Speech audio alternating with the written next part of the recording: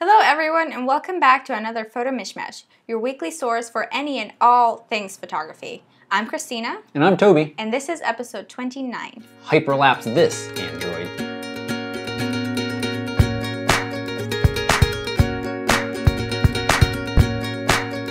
So we got a lot to talk about today, but we're going to start with the Lusco donkey rescue. So why don't you tell us a little bit about that? We are going to start with what is it? Lusco or Lusco? Lusco or Lusco, I don't know how to pronounce it.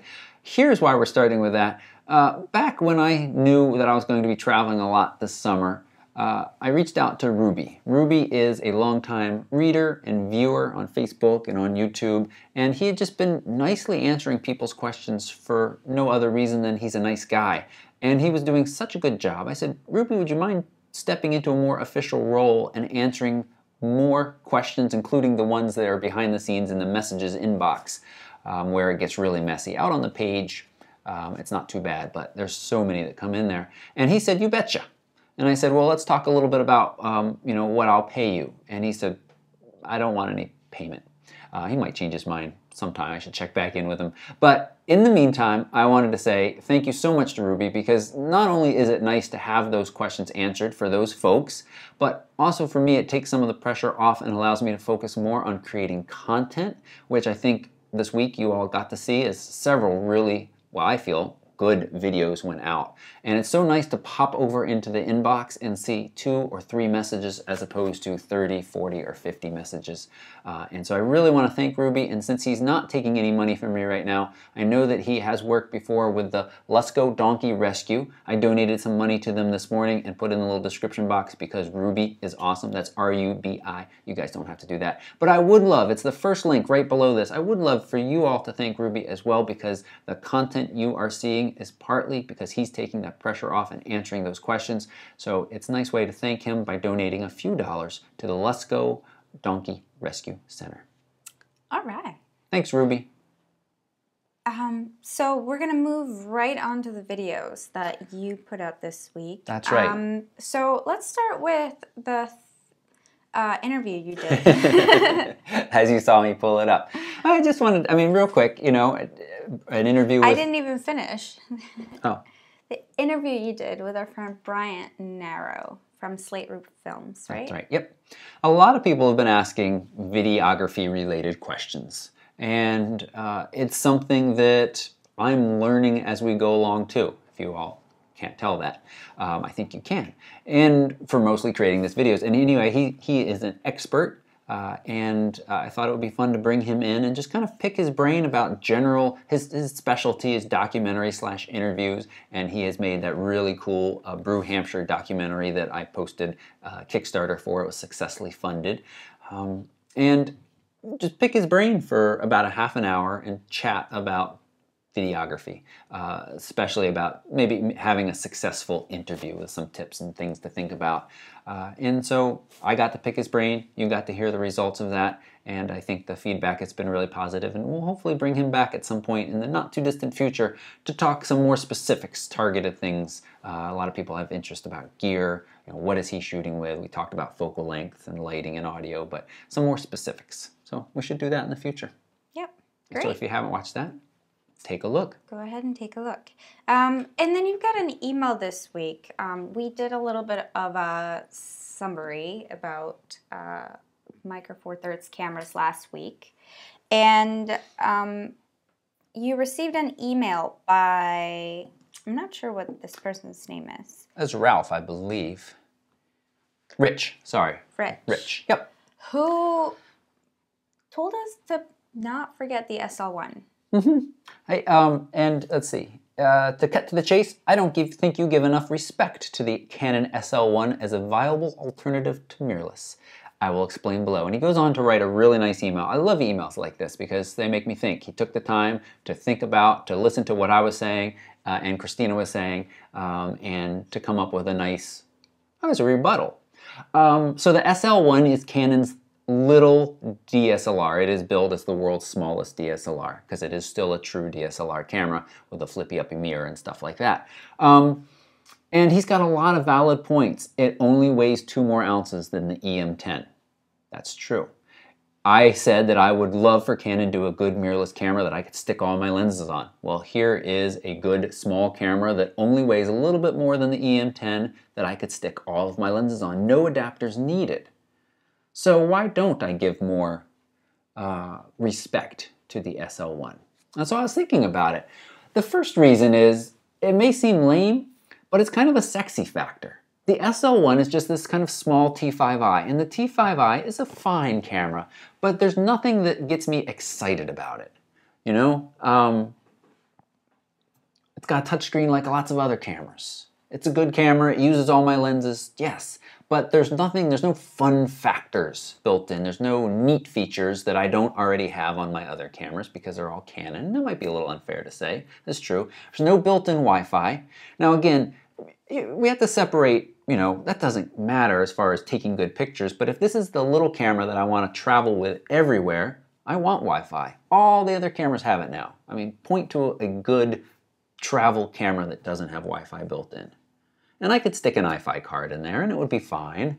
And the last one I think is the most important to me is no tilty screen. Again, for a nice little travel camera, I really like the tilty screen for getting the low to the ground perspective shots without putting your eye up to the viewfinder.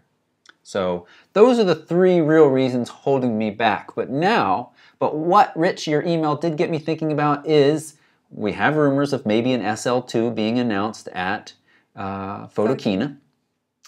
Maybe it'll have a little flippy screen, and then I should consider it as my little walk-around travel camera.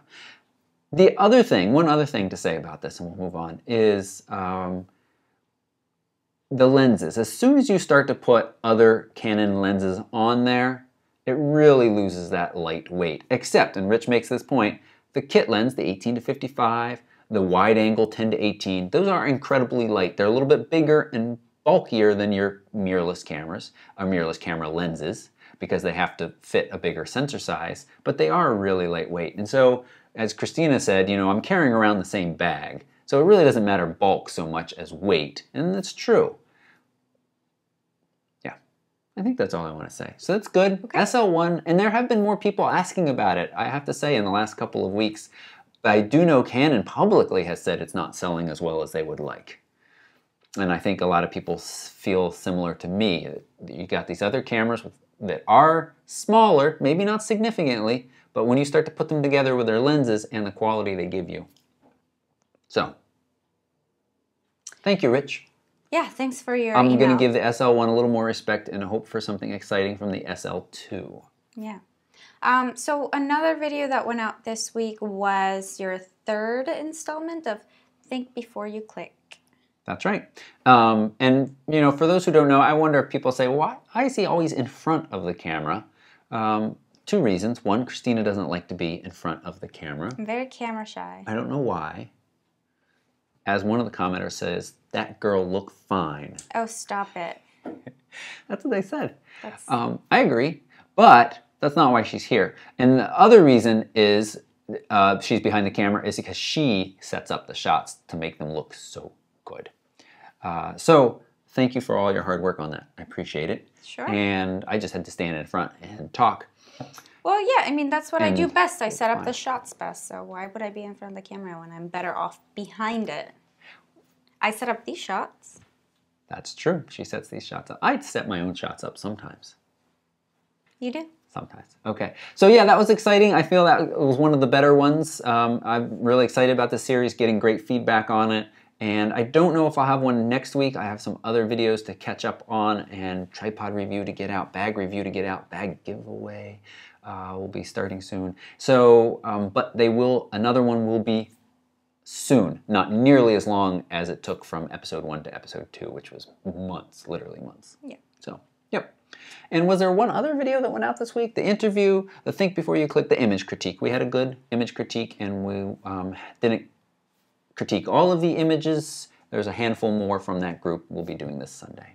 Or, well, we'll see. Next week. We're traveling next week. Yeah. Yep. So let's jump right onto news. So B&H launched this really comprehensive website about, well, in partnership with Canon, Yes. To showcase Canon's full line of lenses, all primes, tilt shifts, zoom lenses, even extenders. And they've partnered up not just, so Canon and B&H have also partnered up with photographers of different types of photographers to showcase the kind of work that they do, their favorite piece of gear, how they've created some of their very iconic photos that they've taken, what lenses they've used. And if you scroll down through the page, you'll also see the lenses, lots of very common focal lengths, used in the same scene. So you'll see going from like an 8mm fisheye to like a 200mm. You'll see how that changes what you see in the scene and what you can compose in it. So it's really helpful and cool and fun to kind of go around and explore. So I definitely encourage everyone to go check it out. Yep. Yeah, so two main pieces to it. The interviews with photographers kind of at the top of their game that shoot Canon. That's very important to note. All of these are folks that are working for Canon or sponsored by Canon. And so there's certainly some salesmanship to this website, but it has a lot of good information in there. And then the virtual kind of experience you were talking about, where you get to see pick a scene, what does it look like at 14mm, what does it look like at 200mm. Now, we both read through the wedding photography section by Joe Busnick. Busnick? I thought it was Joe Busenick. Joe Busenick, okay. But maybe I'm pronouncing it incorrectly. That's fine. And I think, well, the first thing that I got out of that I want to make sure I share with you all is that, and I'm pretty sure you know this, is our opinion about the lenses used to photograph certain subjects in certain ways is just that, it's an opinion. Yes. And we're not saying it's the right way. No. We do think it looks best. For us. Well, for us, that's true, yeah. We think that's the thing about having an opinion, is you have a certain preference to a certain aesthetic, and so then you're going to approach a certain scene differently than somebody else will. Yeah. So yeah. They're our opinion. They shouldn't be what you are aiming for, or it can be, or you could choose to do something totally different, and it's totally fine. You can still take a great picture doing something completely different than any photographer does. Yep. Oh, and I just noticed they corrected what I told them was wrong.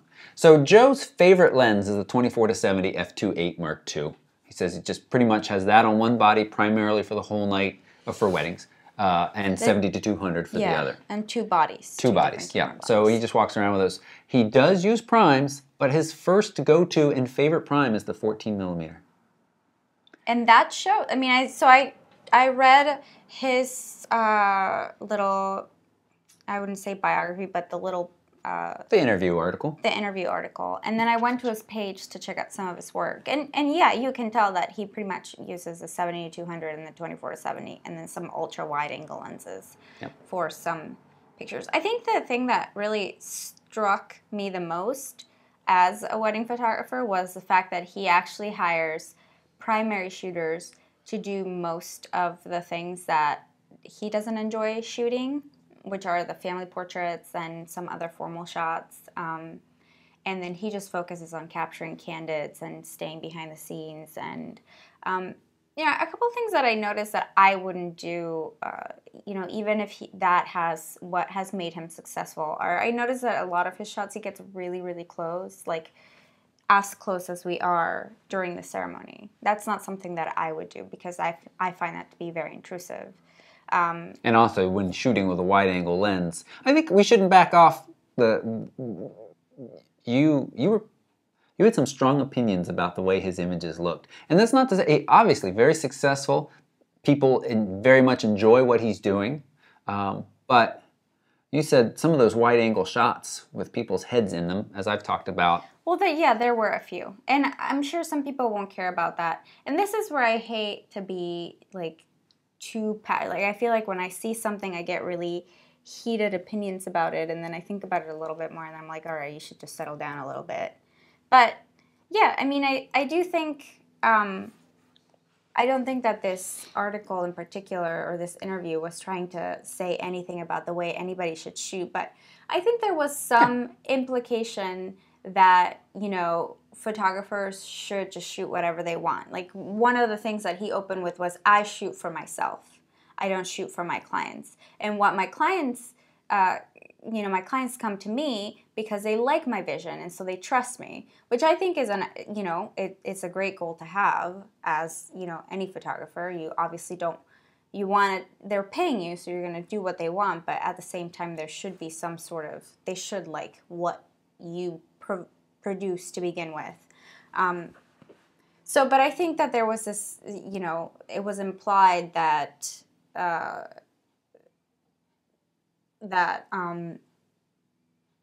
you know, that he just gets to do whatever he wants and people just still come through the door. And I think that is very true. But I also feel like he's a very established photographer. And so that, to me, that raises a point. And I think it's related to the discussion piece for this podcast, that, you know, you can, to a certain extent, do and photograph things that make you happy when you're, you know, commissioned to do work. But at this day and age, entering the photography market, the wedding photography market, is a completely different monster than like it was 10 years ago, 20 years ago, 30 years ago, when some of these photographers started. So while they might have the kind of referral network that they built up over the last decade or 2 decades or whatever, you know, if you're starting now, you're competing against so many different kinds of styles.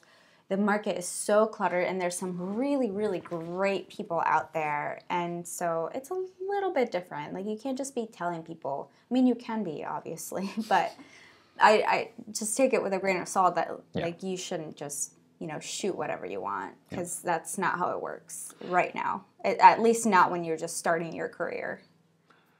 One other piece of information that I got out of the article that I thought was interesting was his workflow. He does not use the memory cards from the wedding until the clients have the pictures, which my thought was, you either have people doing all of your post-processing and your turnaround time is very quick, or you have a gigantic pile of memory cards, or you're not actually shooting that many weddings, because that is a difficult thing to do.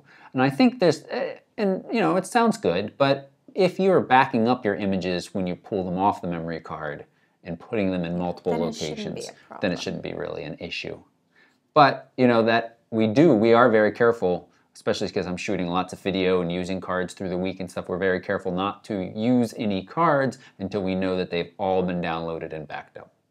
So that is a good tip. It did, you know, looking at his portfolio and some of the full weddings, or, you know, quote unquote full weddings that he has on there, it did, you know, bring up the idea that, like, maybe people do like a, you know, variety of shots. I feel like I have very narrow idea of what I think people will like, and that's you know, my aesthetic also, but I don't know. Right. So you think, yeah, some people don't, and I think that's true. I think a lot of people necessarily don't care about big-headed moments where the head is close to the edge of a frame and a wide-angle lens if it's capturing something special. But I also think that, you know, and this guy's, again, very well established, and his pictures match what he's putting on his website for people to look at to say, yes, I want to hire him. Well, the risk is, you know, if you don't have those kind of pictures and then you show up at a wedding and shoot all of it with a wide-angle lens, then people might say, this isn't what I thought I was going to get from you. And then that's when you have issues. Yeah. Yeah. Okay. But I mean, I think, I guess the takeaway for me is, like, you can just show up to a wedding and use the 24-70 and the 70-200 and shoot for the whole day. But should you do that? I mean, you know, like, one of the points that he raised was that it can be, you know, he might miss moments by switching lenses. But I don't feel like I've ever done that. I mean, I feel like if you practice it, you get to a point where you are really good at anticipating, like, okay, well, when I might need this lens like 5 minutes from now. Let me switch now. So I don't know. Well, maybe I'm complicating my own life more, but. Well, you like the look, and people are hiring you for that look. And you do two camera bodies as well, so you often have 2 choices of focal lengths, right? But I do. I mean, I not only shoot with prime lenses because of the look, but also because they're faster, and there are lots of times when I'm shooting in really dark conditions, and so I need that. So, yeah. But anyway, I think we've talked enough about this. One other B&H piece that I wanted to mention, though, is my representative B&H reached out to me and said, hey, you should let your followers know the following fact, that they were just named the retailer of the e-retailer of the year in digital imaging. That's great. And I do think that's great, and I think it's worth a mention that B&H is awesome for buying your photo gear from because of the support that they provide and just the good customer service. It is rock solid. There's a lot of really SHITTY New York camera sellers, and B&H is not one. I know people sometimes are a little wary because they feel like they put them in this lump with everybody else, but they are fantastic. Yeah. And they're doing some really cool things to support us as well. And just a reminder that using my links to shop at B&H and Amazon help us produce this content. So I thought that was great, and I wanted to mention it, that there are, you know, just a really good company all around. Yep. Great. I actually, related, will be getting my Sigma 50mm art lens today from them. I pre-ordered it through B&H. So you did not pre-order it? Yes, I did. You ordered it after I got mine. Well, it was back-ordered. Back-ordered. I pre-ordered it because it wasn't available. Okay. So I'm finally getting it today. You ordered it, and you got it today. God. It's important. We don't want to give them misinformation. All right. So. I want to talk about the week ahead briefly. Well, you know what? We'll share that for reader questions. We'll talk, because there was a lot of macro questions about in the week ahead. The macro video should be coming, because I spent an hour and 43 minutes standing behind this desk yesterday talking and shooting macro stuff. So we'll talk more about that in reader questions. We got a lot of them. All right. What's next on the list? So some new, well, actually GoPro just launched a new product. What is it called? Fetch? It's called Fetch. A harness that you can attach a GoPro to, or a dog harness that you can attach a GoPro to. Yep. So. How do you feel about this? It's cool. I mean. You know what I wanted you to say now? I wanted you to say, where's the one for cats? Better be coming, GoPro. Better be coming. Because my cats will be so unhappy. Cats love things strapped to their back. Hey, you know what? There was that article that, I thought you were going to tell everybody about our canoeing experience. There was a picture that you sent me. Was it George Takai that shared it? Yes. Of the cat, or it was an article about cats on leashes, and they were all like really unhappy. All of the comments on that article were like, "Not my cat, not my cat," and everybody posted pictures of their cat happily being walked on leashes. So. You know what? I will say that I think cats get a bad rap. They do. And that I have had a handful of cats over my life, and all but 2 have been really sweet and come when they're called most of the time. Yeah, so I don't know why we just turned this into Cat Fancy podcast, but let's talk a little bit more about cats. I don't think any cats would like to have a GoPro strapped to their back. It's a little too big, but you know, it would be. We would like to know where they go when they go outside. So it does fit little dogs. That's true. There's a picture of it on a little dog. That dog is still a good bit bigger than our cats. Really, what kind of video is going to come out of this? Yeah, though? Nothing very exciting. Your dog is not very stabilized. Do they have? They have a sample shot. Well, maybe we'll put it in there, or at least we'll put a link so you can watch if you're curious. But this makes me think of those National Geographic specials where they strapped cameras to all kinds of different creatures. The most awesome one was the golden eagle. They put a small camera, it wasn't a GoPro, but a small camera on the back of a golden eagle, and the eagle flies, and you get to see. It's just amazing. And that is very smooth, very steady. So. Yeah, so, I mean, it's kind of cool, but meh. Okay. Maybe if we had a dog, we'd think differently. Yep. Oh, like, the other thing is, like, don't you take your dog on walks? I mean, unless you let your dog wander around, it's like... Yeah. There's not much mystery in where dogs go. I wonder what kind of market research they did, or did just tons of people write and say, I really would like to put a GoPro on the back of my dog.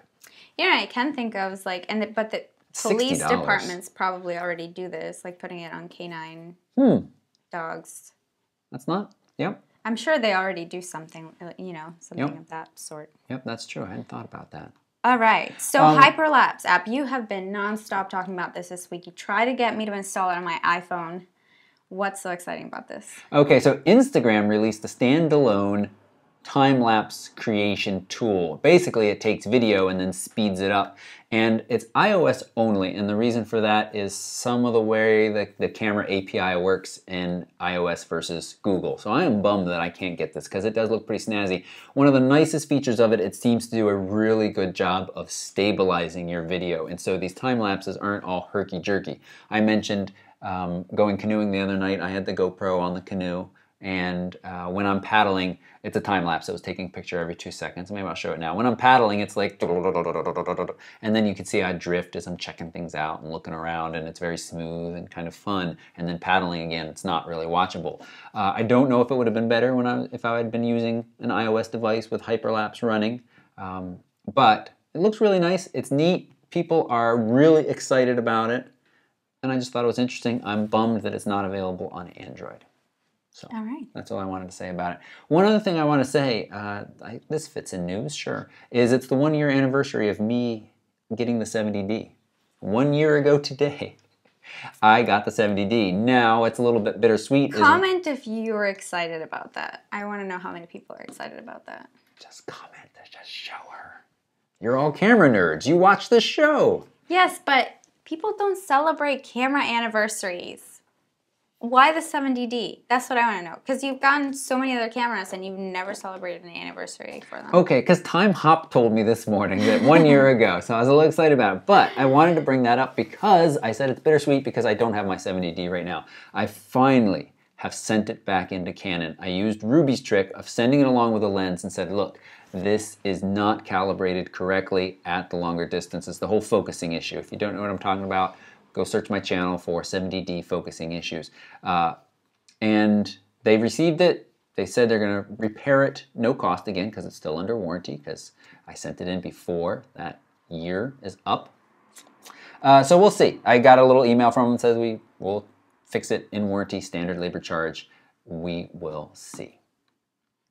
So next on news is some additional lens announcements for Photokina, and I'm a little over this stuff. I want to know already what's announced and not talk about it. The Samyang has been announced, so we're starting to see announcements leading up to that. Samyang has announced beautiful. The 50-1.4, which we mentioned, and the 50T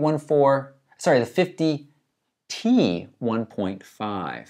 I can't remember what T stands for, but that is used in cinema, a transmission, I think. And that allows you to know that that lens, when you're at that aperture, is transmitting that amount of light precisely. Whereas the Fs are a little bit more loosey-goosey. Not enough to really matter in shooting video or absolutely pictures. But for people who video, they're critically creating the highest quality videos. It's really nice to have a sign lens that gives you the transmission level, and so then you know. That's all. Manual focus only, good price, very good quality. That's one thing. The other thing is, Olympus EPL7 was announced too. We're not going to talk about that. It's just not selling well here in the US, and I need to stop playing with that thing right there. So, but here we go. 3 new Canon lenses will be announced at Photokina. We've got the 24 f2.8 STM. This is rumored to be a pancake. Right now I have the 40 on the end of the little extenders just to be silly. It's just a little stack of pancakes basically. So a 24, roughly this size. I'm really excited about that because that's a nice wide focal length. EF-S. Oh, it is EF-S. So crop sensors only. Won't be able to use that on our full frame camera. Bummer. That is kind of a bummer, but still, so really nice to have another walk-around wider angle lens to capture things. An EF 24-105 STM, IS STM. Now this is really curious to me because it's a EF lens. That means it will work on full frame, but currently Canon has no cameras except for their C100 line that can take advantage of STM technology. So why are they producing a full frame lens with no cameras except, and very few people are going to use those on those C100s and C5, C300, C500. I can't remember which one it is exactly that can do the STM technology, and only if you, I think, sent it back in to get the sensor updated. So it's curious. This is, I mean, it's basically an 18 to 135, except it's for full frame sensors.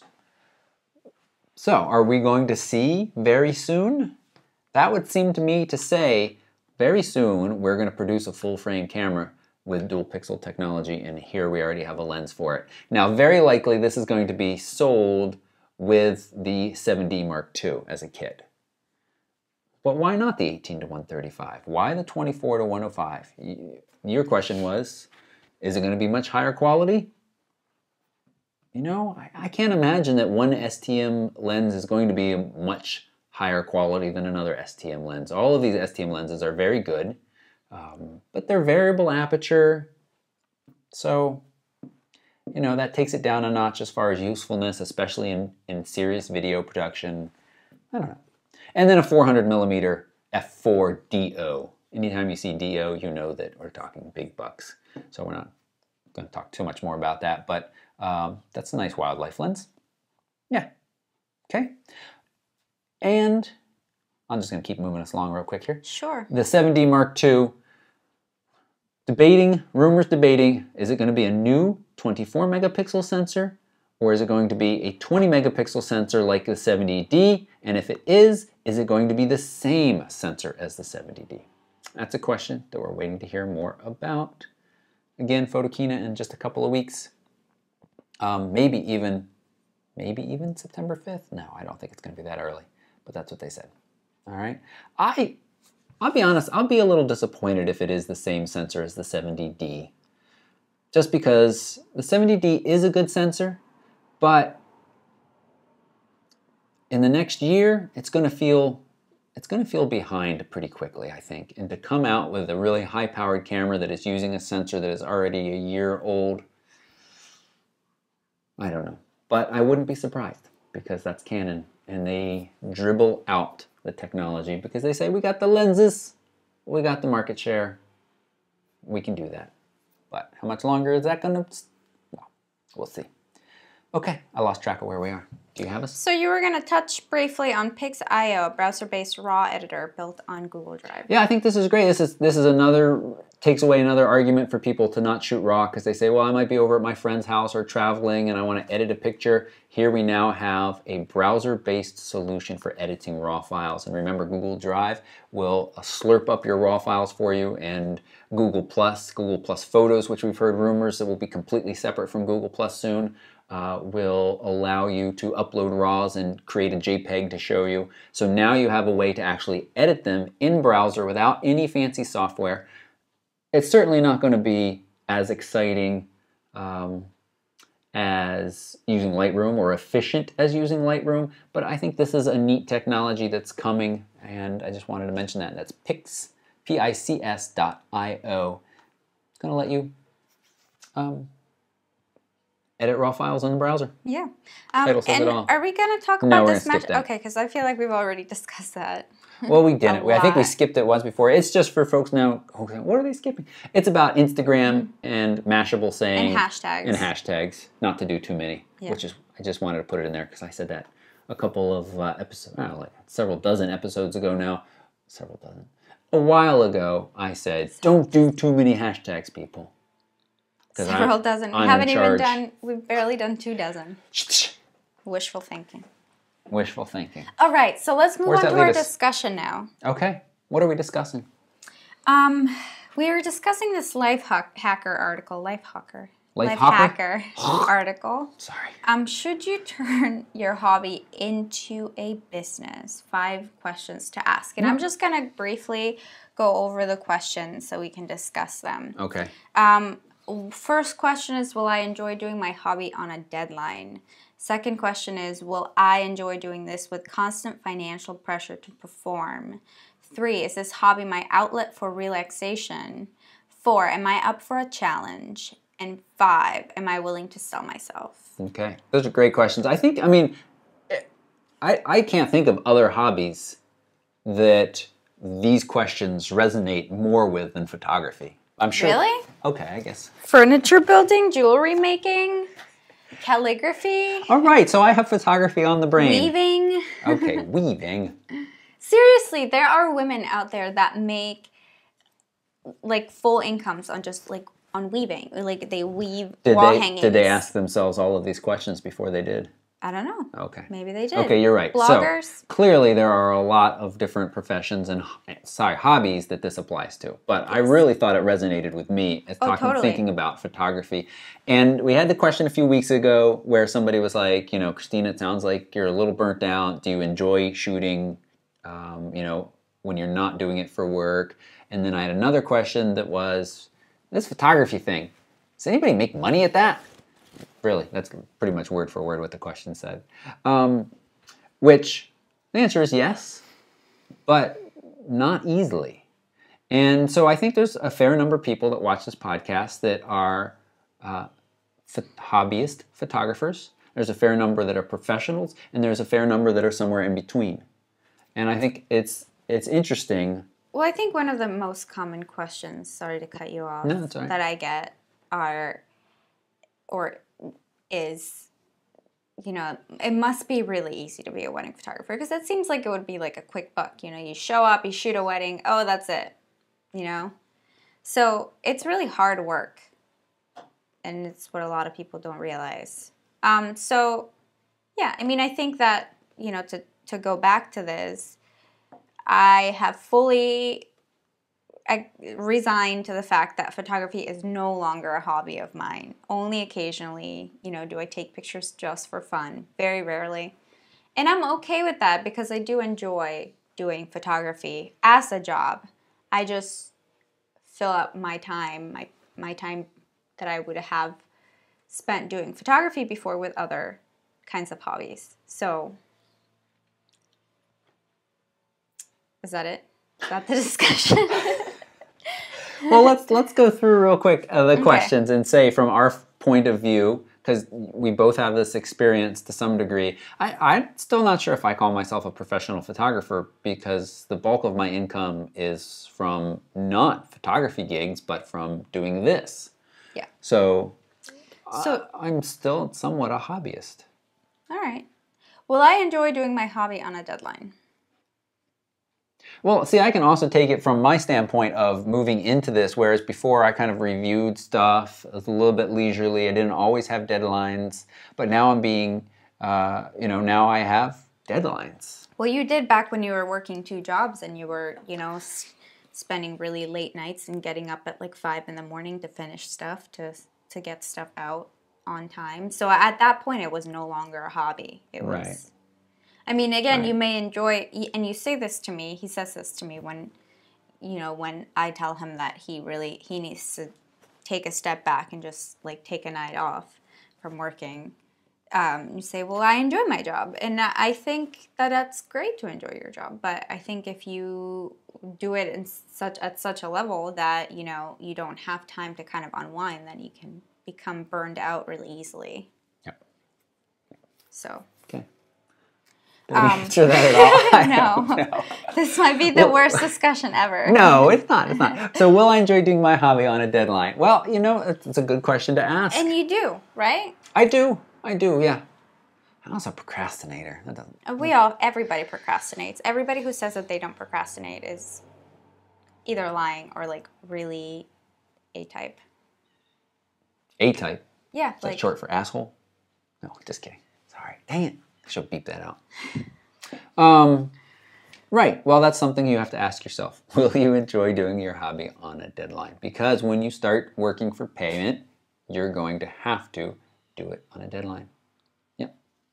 So, will I enjoy doing this with constant financial pressure to perform? Right. So that's a big one, and that it does stress me out. When I was working 2 jobs, it was this stuff was all extra income that I was saving away because I knew my income was going to drop when I left that job. And now, several months in, and it is all of my money, and I'm paying my own health insurance, it is stressful. There is a pressure to perform and be my own worst boss and say, no, you can't have tomorrow off because you need to make the bucks. Right. Yeah. All right. While you're and it's different. It feels different. It's like, you know, and you already sort of said this, but it's much different to say, oh, you know, I'm not going to do that because I don't really feel like it, as opposed to saying like, well, you know, this might be the difference between being able to make this much this month or not make this much this month. Yep. So you're Yep. sort of a slave to, like, you know, the money.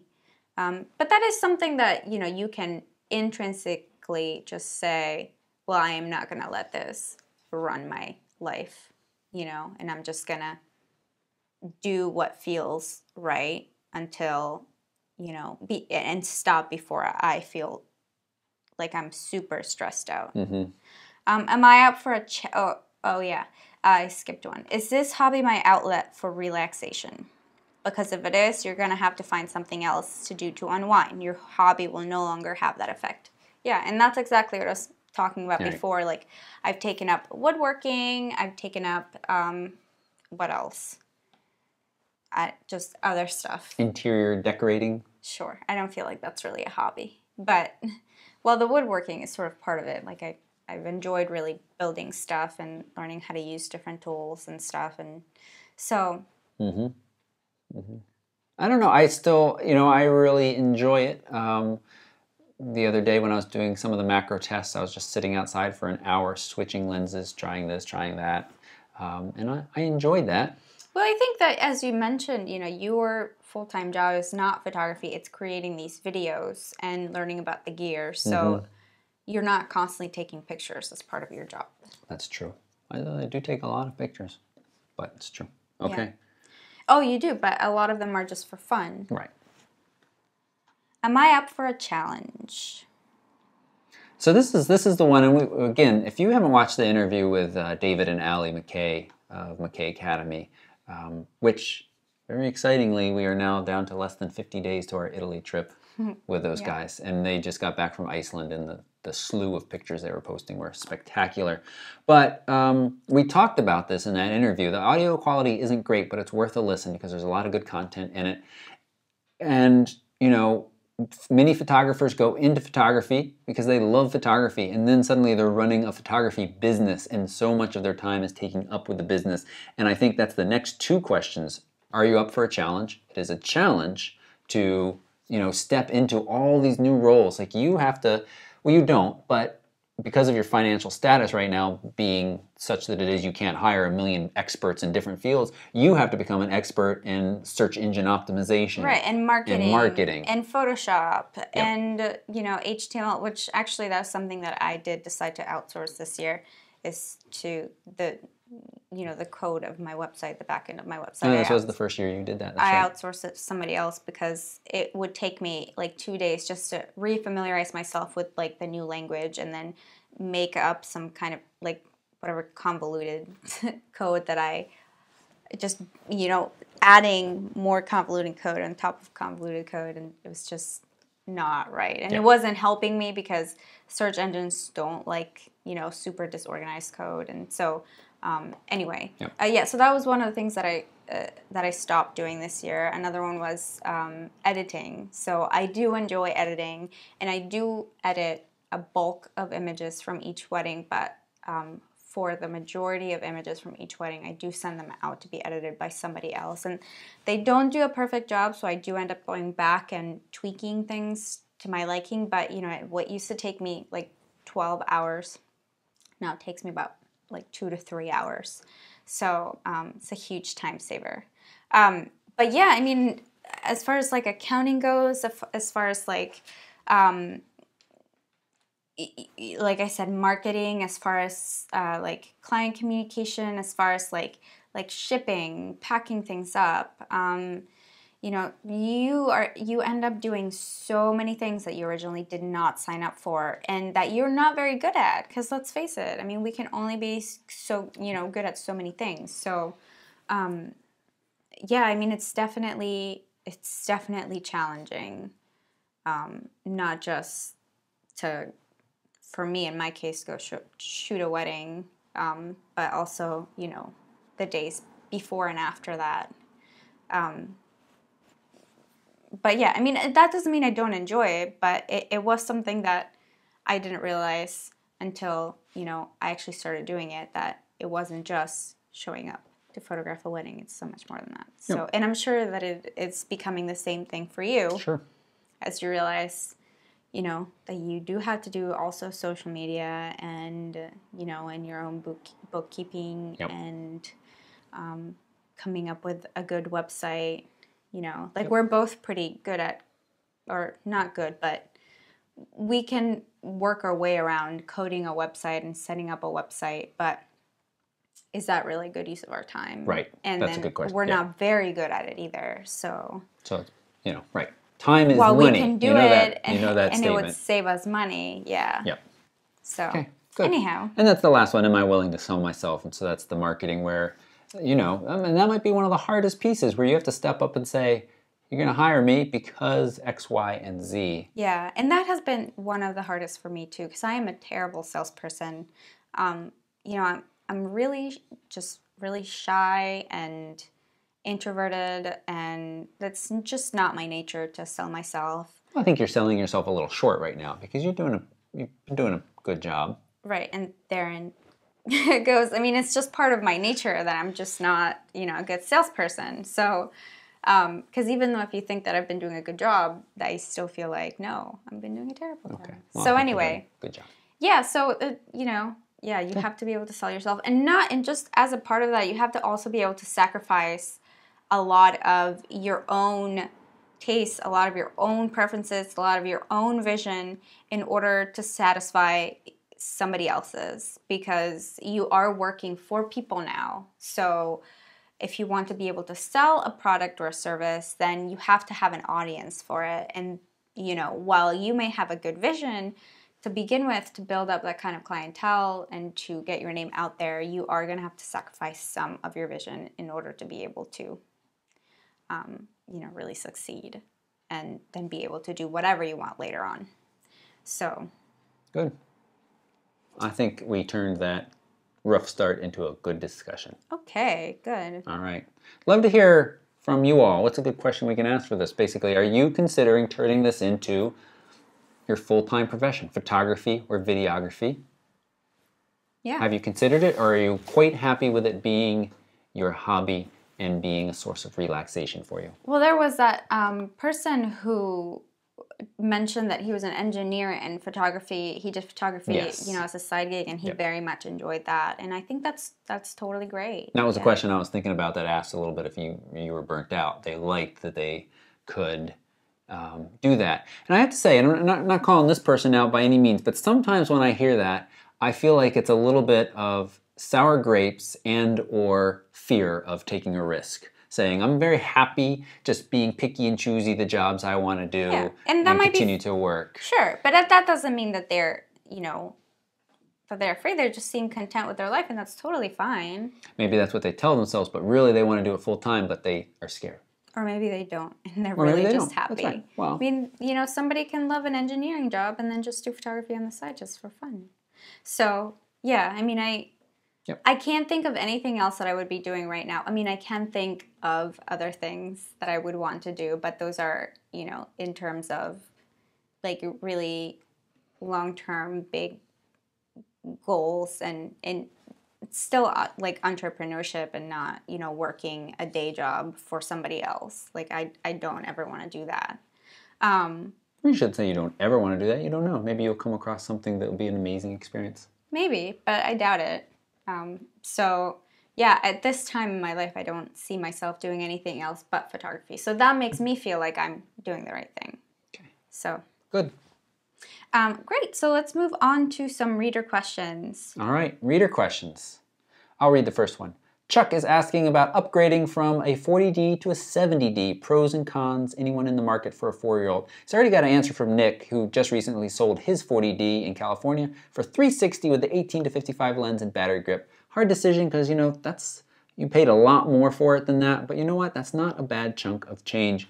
Well, Chuck, first off, good job in skipping the 60D because there are a lot of people that moved from the 40, 50 to the 60 and were unhappy because the 60 was dumbed down just a little bit. You lost your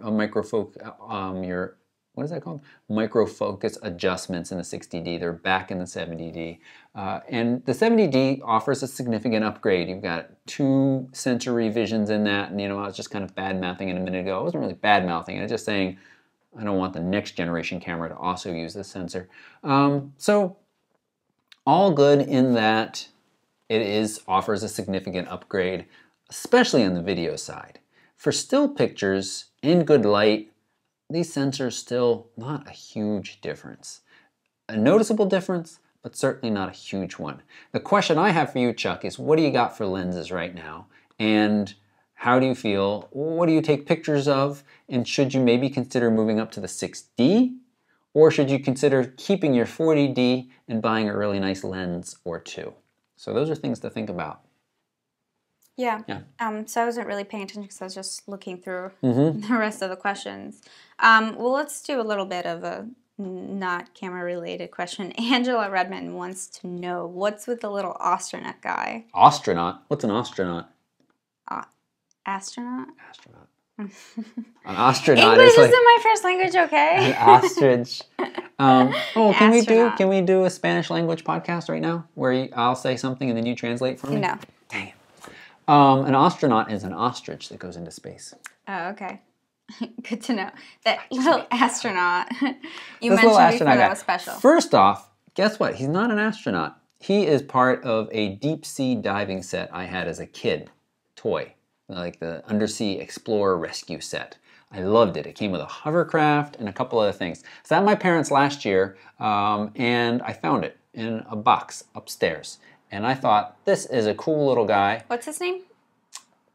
Commander Gordon Strong. I just made that up last year. I don't know if that's what his name was in the box or not. I don't remember. And I thought, you know what? This is a good prop to use in pictures because it's unique. It's not any kind of current toy or anything.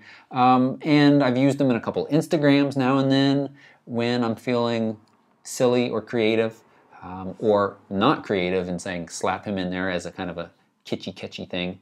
And that's all.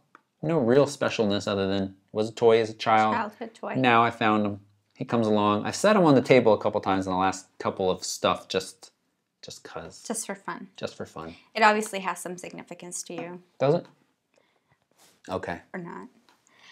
Okay, Linda wants to hear a comparison review between the Canon 60mm and the 100mm, and you are going to put out a macro review next week, right? Yes. Yeah. Will you be talking about the 60mm? I do talk about it some, but here's the thing.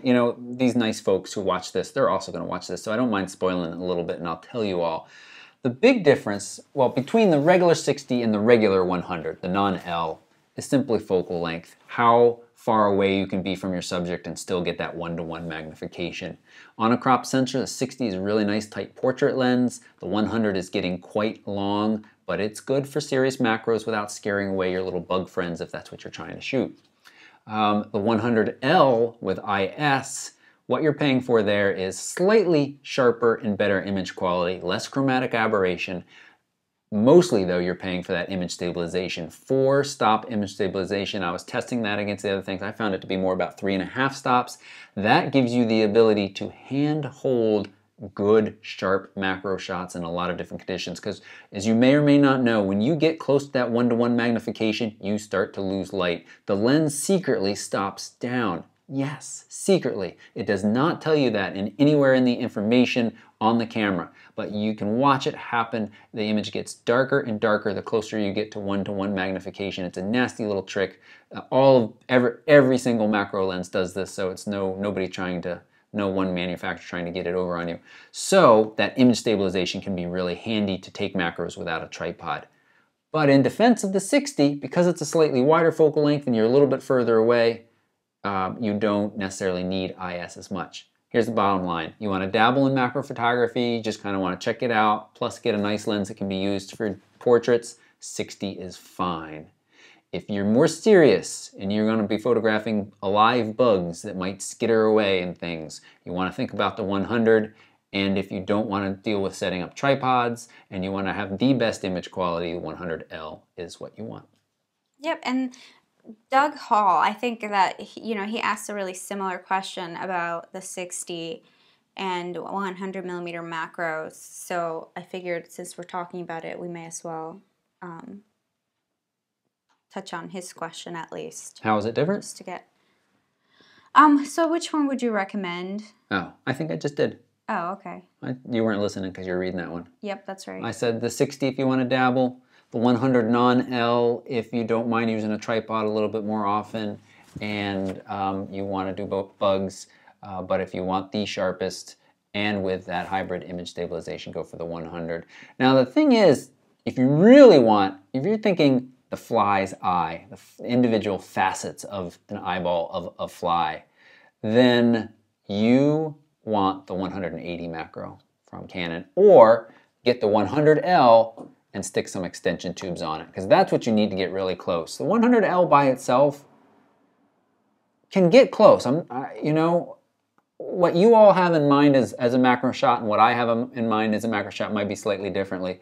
But again, individual facets of a bug's eye just by the 100 without any cropping is tricky. You can get close, very close, but not quite. Put one of these guys on and you can certainly do that, or get the 180 and you can do that as well. So. Okay, I'm gonna skip right to Roger Moffat's. Okay, you can just say first names.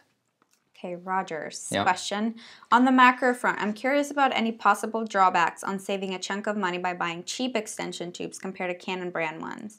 Presumably, as long as the mounts are pretty accurate and the electric connections all line up and are continuous, what could go wrong? So we haven't really played around with Canon extension tubes, but we do have these pretty cheap ones. They're from, I ordered them from B&H. They're Velo extension tubes, and you've had a lot of time to play with them. So why don't you give us your thoughts? Well, first off, full disclosure, I actually have taken some of these questions and answered them in the macro video. So you'll hear some of these same answers. But here's the thing, as long as it's a smart extension tube, which means there's communication happening between the camera and the lens, none of these have glass in them. The Canons don't, this doesn't. They simply move the lens further away from the sensor plane to change the minimum focus distance, which allows you to get closer to your subject and make it larger on the sensor.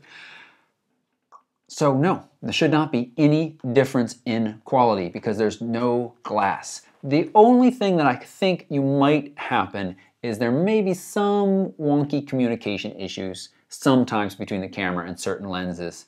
I haven't discovered that at all with these. These were $74, $75, is that right? They were like 120, I think, actually. Really? Yeah. Well, you looked that up for a second. I really thought they were 75. I think I said that in the video a bunch. I should have looked it up.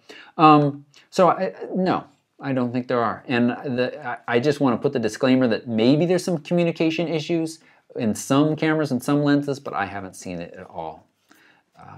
And I've also heard some people say they got issues with not mounting. You're right. I think they're $80. $80, okay. Not mounting properly. But these $80 ones got metal pieces, metal mounts, nothing. They feel decent. They feel decent. Nothing got stuck ever. I've now taken them on and off lenses about 1.5 billion times in the last week, so. Yep. Great. So David Lee Gilbert, is the quality of the tilt shift filter in the Canon 70D adequate enough to forego getting a dedicated tilt shift lens? Okay, here's the thing though.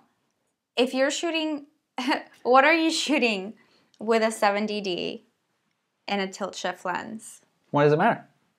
I feel like if you're gonna go ahead and get a tilt shift lens, then, I mean, those lenses are really expensive. Well, here's the thing. This is where I think it's funny, and yeah, it's funny. A tilt shift effect is completely different than what a tilt shift lens does. Well, yeah, of course. I don't think everybody knows that. So tilt shift lenses were created for architectural photographers. And what they do is they change the plane of focus so that if you're photographing a really tall building or something that angles up or angles sideways, you can turn the lens and it tilts up and it actually has everything in focus, and it corrects distortion, and it doesn't allow whatever's out of the plane of focus. It basically puts everything that's at an angle in the same plane of focus so that you get a sharp image. Now, people have purchased tilt shift lenses recently to use them to get a creative effect. of, you know, like making things look like miniature, like photographing landscapes and, you know, making everything look a little bit miniature, or just, you know, like blurring out tops and bottom of pictures or the sides of a photo to bring focus to the subject in, you know, a different creative sort of way. Right. But that's not what tilt shift lenses are actually for, you know, and they're quite expensive because they're very, you know, they have a very specific purpose, and the mechanics in them are actually quite complicated. So, I've been dying to say something. Can you tell? I have, yes. Are you done? Yes, I'm finished. Okay. Well, it hurts my brain when you think about how tilt shift works, because so when you think about taking a picture, you are creating a depth of field out there that is parallel to the camera's center plane, right? And it's, you know, if I got a camera right here, out here somewhere is my depth of field, and it depends some distance of some, what is that? The hyperfocal distance, the area in focus is some width. When you use a tilt shift, you tilt that area of focus. You tilt it. So it's no longer, you know, if a person's standing here, they're in focus, person's over here, they're out of focus because it ends right here. Now, this person could be in focus, and the top of the head of that person could be in focus, and way off in the distance, the top of a building could be in focus, but below that is out of focus. And so it's in a, you explained very nicely, architectural photography and how it's used.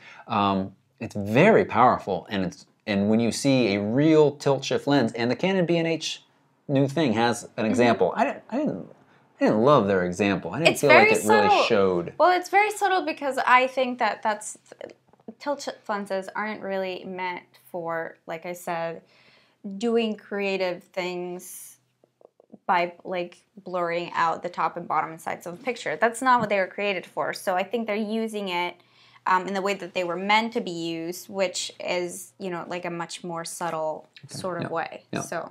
So let's answer David's question. And there also tilt shifts are used to create that kind of fun miniature look where you get up a little bit higher above a town or a scene, and you do tilt shift where the top and the bottom are slightly blurry, and it makes everything look like a little model. And it's very cute. You oversaturate it too a little bit to make it even more surrealistic or ultra realistic. And to do, first off, does a 70D even have a tilt shift filter?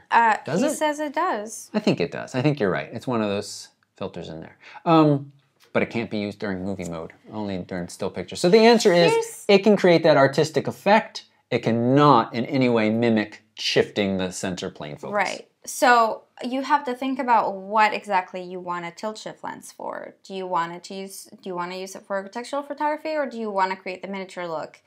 My advice to you would be to get some sort of editing software to do, like Photoshop Elements or something, to recreate, if you really want to do that tilt shift miniature effect, to recreate it in post-processing.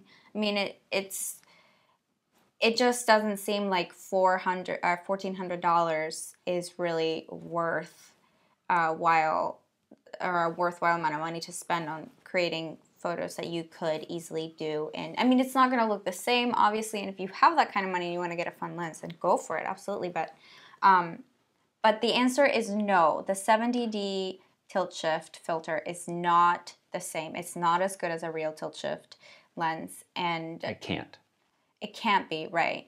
And if you are going to use tilt shift lens or tilt shift effect for architectural photography, then get a different, or do get a tilt shift lens and don't use. How about Lens Baby?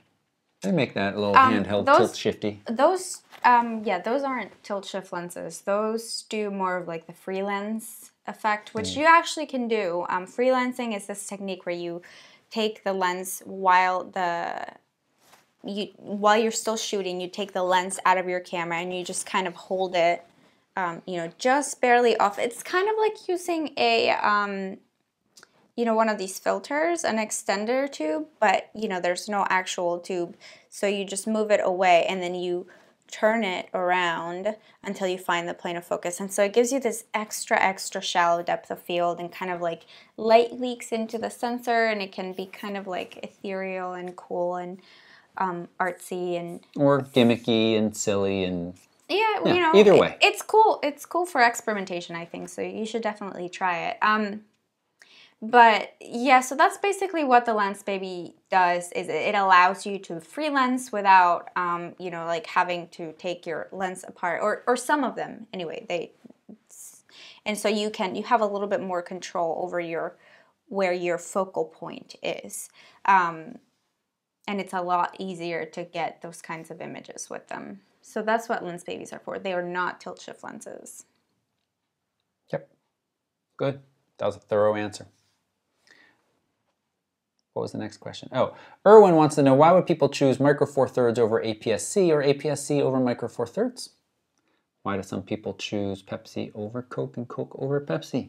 I think, you know, first off, digital cameras came along, and really there was just APS-C, and people who had piles of money could afford the APS-H sensor size. There wasn't, I don't think, any full-frame digital cameras at first, and then along came some digital full frames cameras, and then we of course got all these point and shoots with the smaller, and we have a huge range of sensor sizes now. And you know, as Zach Arias has pointed out, sensor technology has really improved, and the size of the sensor does not affect light performance as much as it used to. But also, as people pointed out, Zach is being paid by Fuji, and you know, he's Fuji sponsored, and they don't have a full frame sensor. And if they did, probably would shoot with that. I thought they did have a full frame sensor. I don't think they do. Pretty sure they do. Okay, you look that up while I talk about this. So, but to answer your question specifically, Erwin, it really is, I think people are now choosing the camera, and they're not choosing the sensor size as much. And they say, this camera has the features I want, it looks like it has the performance I want, I'm going to choose this one. The benefits of an for Micro Four Thirds, though, are usually you're going to have a slightly smaller camera and slightly smaller lenses. Just like we were talking at the beginning of the SL1, it's going to provide a smaller package overall. The APS-C probably provides a little bit better light performance, or performance in low light, higher ISOs. But really, as I said, I'm starting to shy away from saying that because of the sensor technologies kind of really blurring those lines. But you are going to have access, you know, to, well, I was going to say you're going to have access to lenses. You know, APS-C lenses are going to be a little bit bigger. And, you know. It doesn't look like they do have one. Yeah, I don't think they do. I think they all are the APS-C sized. All right. So it's a matter of preference, how much you want to carry around, and whether or not you think the APS going to slightly larger sensor is going to give you slightly better low light performance. Oh, and I should say the depth of field. You know, from a bigger sensor, it's easier to create a shallower depth of field. And that difference is pretty small too. And there's like no, what is it, APS-C versus Micro Four Thirds really. Like he said, the sensor quality has reached such a level that the differences are really, really minute. So it's like going back to our last podcast when we talked about these cameras. It's like, it's about so many other, like you're going to get great quality from an APS-C sensor and from Micro Four Thirds sensor. It depends on so many other things about the camera, or that would be the determining factor, you know, considering some of the other features that they have. Are you going to use it for video or use it for photo? And do the features sort of support the kind of shooting that you want to do? So it's a little bit more than just, you know, what size sensor should I get? I think that the conversation has to move past that. Okay. Question for you, Christina. Mark's got a broad question. If someone asks you to shoot some, actually you say this is a broad question, but then you get pretty specific. If someone asks you to shoot some promo shots for a boxing MMA gym, do you know what MMA is? Mm-hmm. Okay. Thanks for asking. Shots of instructors for their bio for a website, 3/4 to full body. I was thinking my 24-70 f2.8 with an off-camera flash, looking for a serious, darker look. Thoughts? Yeah, that sounds great. I mean, I think it would be really difficult to sort of explain specifically what you should do. If you can get that camera off, or that speed light off camera, that's great. So, like if I was photographing Toby, I would probably want to have some sort of dark-ish, or actually you can have any background really. Have, so you're looking at that camera, so that's where we're shooting from. Just pretend that you're the photographer. Oh, I'm the people. You're talking to the people, and I'm the boxer MMA guy. That's right, yeah. So light should be probably here. So you're looking at the camera. Okay, okay. Light should be here, and you're shooting from over there. What if they hit it while they're doing their kicks? And if you can, it would be nice to, so you're going to kill all your ambient, and to do that... Okay, sorry, go ahead. To do that, you're going to make sure that you don't have a ton of available light if you want to create kind of a dark and moody portrait. And you are going to, so you're going to have to, you know, make your shutter speed 1/200th of a second or 1/250th of a second if you're shooting Nikon. Why that? Why did you say that? Because that's the max sync speed for most speed lights and flashes. Okay. So, and then you're going to have to compensate with ISO, so turn it down enough so that you can't see too much of the background. And then dial your aperture in such a way that you have as much focus as you need and you kill as much, you know, ambient light as you need. And, you know, if you're shooting ETTL, then you won't have to really think about what to set your power at. But just kind of experiment either way. And if you're shooting manual, definitely experiment. But basically, here's where you want your light probably.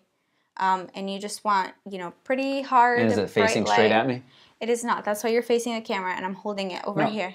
No, but is the head of the flash facing straight towards me? It's, oh yeah, it is. Okay. Yeah. It'd be a little bit feathered away. Okay. But yeah, you're gonna cast a pretty umbrella, softbox? Shadow.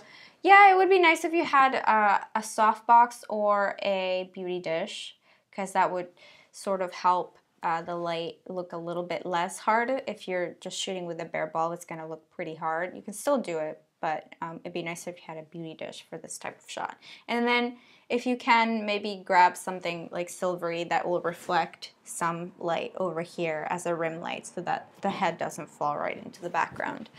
So, great. Does that help? If it doesn't, tough tooties, Mark. I think that was a pretty good answer. Thank you. That is where we're going to end up this week.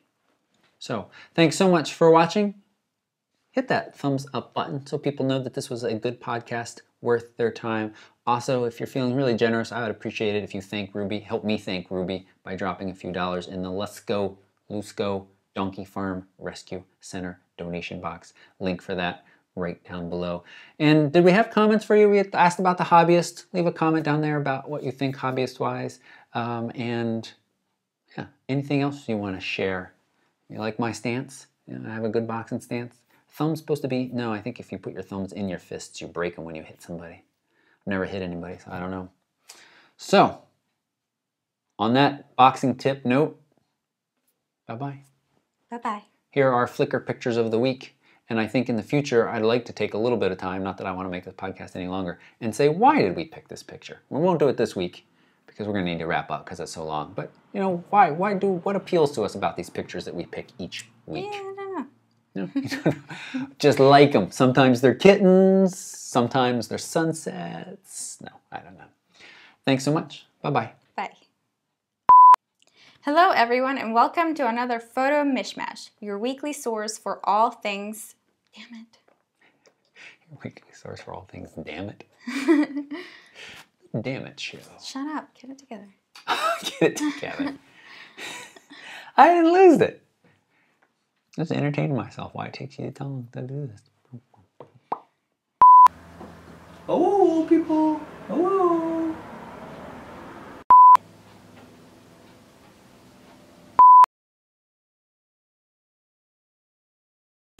Recording there, but I'm going to stop and start that a little bit so we don't have to worry about it so much. Everything look good? We look beautiful? Beanie, you look beautiful? You ready? Beanie, you're supposed to look that way.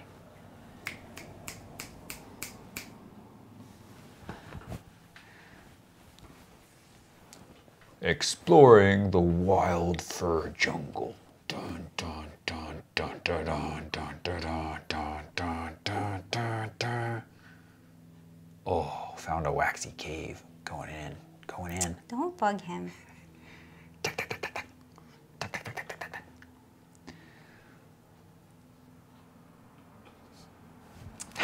don't like that. Yeah, you know what? I don't like this.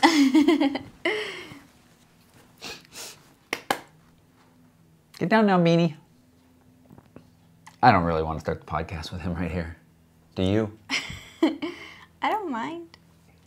He's on the move. Oh, okay. So entertaining right here. Okay, right all there. right. Well, we'll just wait for him to get off. And We can also just do that. Look. Now he'll go be a cat someplace else. All right. So speaking of cats, I had a nice picture of Liam that went up on Instagram yesterday. You did. So we're going to leave all that in there? We should just start over, right? Oh.